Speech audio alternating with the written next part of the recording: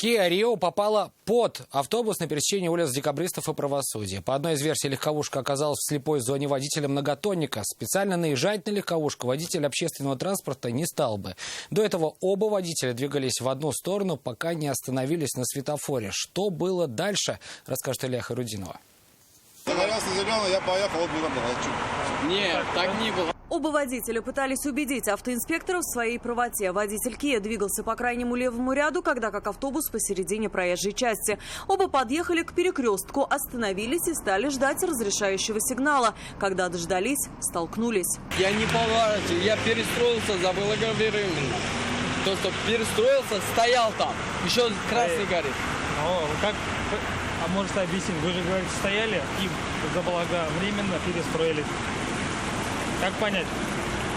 Как позже объяснил водитель легковушки, он перестроился и остановился перед автобусом, когда горел красный сигнал светофора.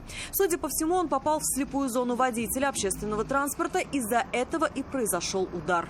Зеленый загорелся, я поехал, и откуда взялся, я не знаю. Пострадавших в аварии нет. Виновника происшествия определят автоинспекторы с помощью видеорегистратора, установленного в салоне общественного транспорта.